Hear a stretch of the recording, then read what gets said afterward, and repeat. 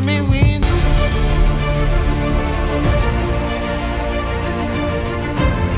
Selamat pagi Sobat Kicau Mania dimanapun kalian berada. Nah, pada video kali ini kita akan kembali silaturahmi ke tempat Om Ricky, Sobat Kicau Mania.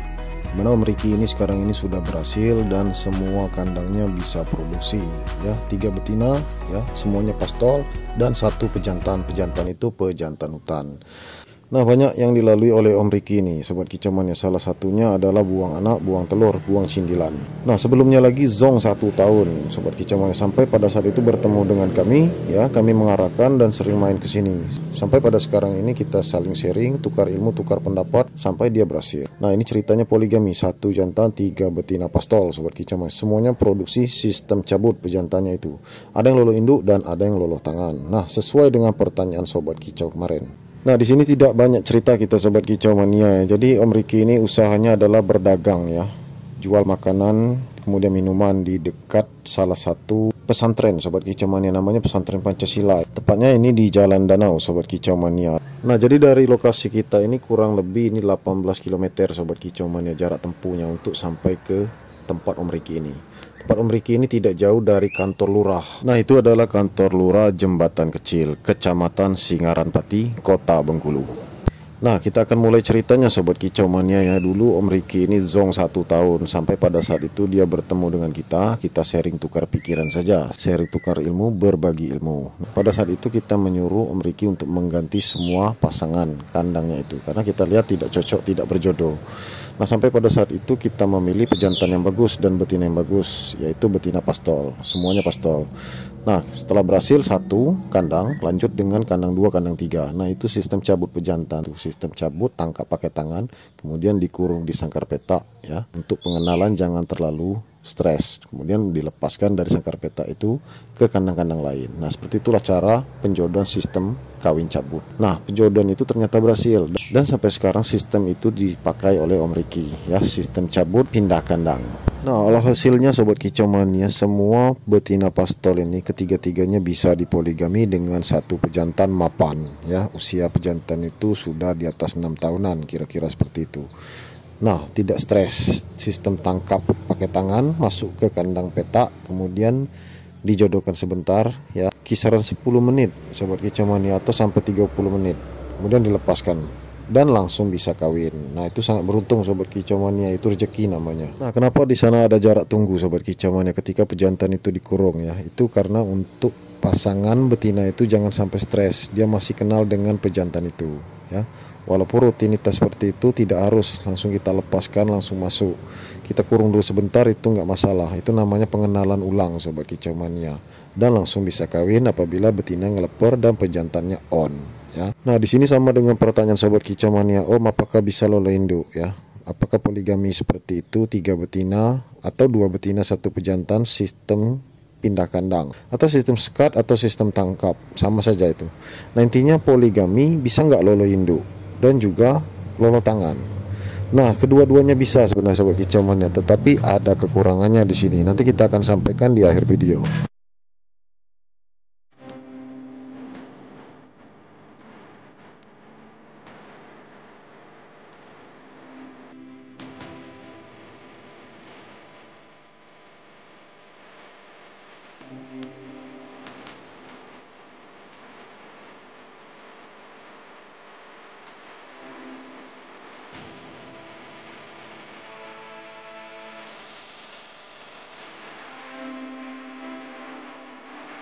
Nah, kalau kita melihat di sini panen ini cukup banyak Sobat Kicau Mania, boleh dikatakan panen raya untuk seukuran 3 kandang, 3 kandang 3 betina ya. Sistem sekat, kandang kayu dan triplek saja ya.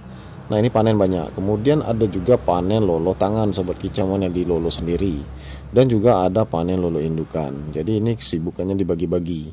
Nah, kekurangannya apa akan kita sampaikan di sini. Kekurangannya adalah tenaga kita lebih terkuras, lebih repot Sobat Kicau Mania. Kemudian mengatur jarak antara birahi, kita harus benar-benar perhatikan betina itu sudah ngeleper birahi, ketika itu kita harus cabut pejantan.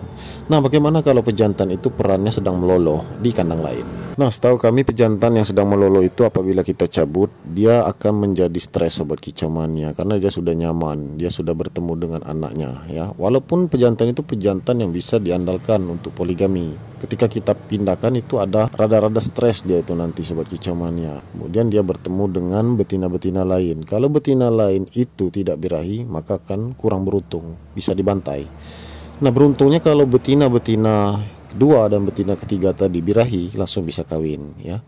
Tapi pejantan ini juga tidak tenang, karena anakan murai batu yang dilolonya itu pasti manggil ya, pasti manggil indukan apabila lapar.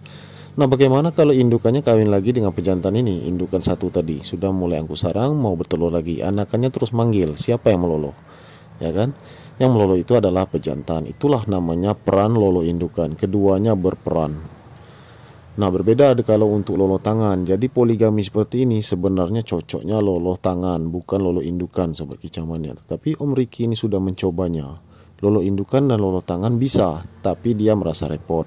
Dan untuk ke depan dia berencana untuk lolo indukan saja. Dia akan persiapkan dana untuk membeli pejantan-pejantan seperti yang kami lakukan di kandang kami. Nah, sebenarnya ini sudah lama kita teliti sobat kicau mania. Maka dari itu kita lebih senang pejantan itu dan induk betina itu satu kandang, artinya satu pasang.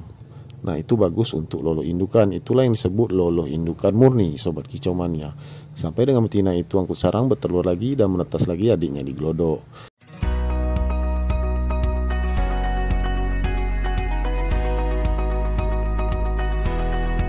Nah, ini betina pastol usia 7 bulan sobat kicau mania. Pembuktiannya sudah dilakukan oleh Om Riki, bisa produksi perdana sobat kicau mania dan poligami. Artinya betina ini tidak dibantai.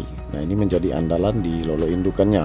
Nah, pola makannya hampir sama dengan kami sobat kicau mania. Jangkriknya makan konsentrat ya, baik itu konsentrat pedaging maupun konsentrat petelur. Kemudian di sana jangkriknya juga diberikan sayur-sayuran bebas sobat kicau mania, sayuran atau sayuran herbal. Nanti kita di video selanjutnya kita akan buat ya video sayuran herbal atau pola makan untuk jangkrik, pola makan herbal. Nah, di sini ada yang kita kutip dari Om Riki sobat kicau mania. Jadi Om Riki ini sekali lagi tidak bisa diwawancarai. Jadi harap dimaklumi sobat kicau mania, dia benar-benar sibuk dan membantu istrinya jualan di warung tadi ya, jualan minuman es dan juga makanan-makanan ringan. Nah, jadi Om Riki ini pernah curhat dengan kita sobat kicau mania untuk lolo indukan dan lolo tangan. Poligaminya memang berhasil ya. Ini tetap disyukuri. Poinnya juga sudah banyak, panen bulanan juga banyak, hasilnya juga luar biasa. Nah, tetapi ada kekurangannya. Di sini Om Riki mengatakan walaupun dia sibuknya di rumah ya, tidak kerja di luar maksudnya, tidak kerja kantoran, tidak kerja di luaran, dia aja kewalahan sobat kicau mania ya. Kalau poligami seperti ini, antara mengatur birahi yang satu betina ini dengan betina dua, betina tiga itu harus kita cek. Dan ketika sudah birahi harus cepat-cepat cabut pejantan. Seperti itu sistemnya sobat kicau mania. Nah, di satu sisi di kandang satu lolo indukan. Nah, di kandang dua ini harus benar-benar fix birahinya. Nah, setelah bisa poin baru dia akan panen lolo tangan. Kemudian di kandang tiga juga panen lolo tangan nanti seperti itu, panen per gelodok. Nah, itu kewalahan Om Riki ini mengatakan ke kita. Belum lagi melolohnya. Jadi lebih baik katanya wajar saja orang lebih suka lolo indukan karena itu lebih praktis. Nah, justru ada yang bertanya, Om, sistem lolo indukan dan lolo tangan mana yang lebih praktis, lebih aman? Nah, itu jawabannya kita bisa menilai. Keseharian kita di rumah itu banyak ya, sehingga kita mengabaikan ternakan kita. Bukan seperti itu sobat kicau mania. Kenyataannya dibagi-bagi juga waktu, tapi tetap kewalahan juga. Itu kata Om Riki. Nah, lebih baik lolo indukan saja ya, sambil bisa jaga warung, itu katanya. Dan tidak perlu lagi poligami seperti ini. Lebih baik beli pejantan dua lagi untuk mengisi dua kandang lagi. Jadi full lolo indukan agar tidak repot lagi cabut pejantan, karena sudah ada tanda-tanda stresnya baik pejantan maupun betina. Nah, kejadiannya itu banyak. Apabila betina tidak mau birahi, maka betina itu dikejar-kejar oleh pejantan. Untunglah pejantannya tidak membantai atau membunuhnya. Nah, kedengarannya memang enak sobat kicau mania ya. Namun ketika panen akan bertambah repot. Jadi kalian pikirkan saja bagaimana kalian harus memilih antara poligami ya atau lolo indukan murni.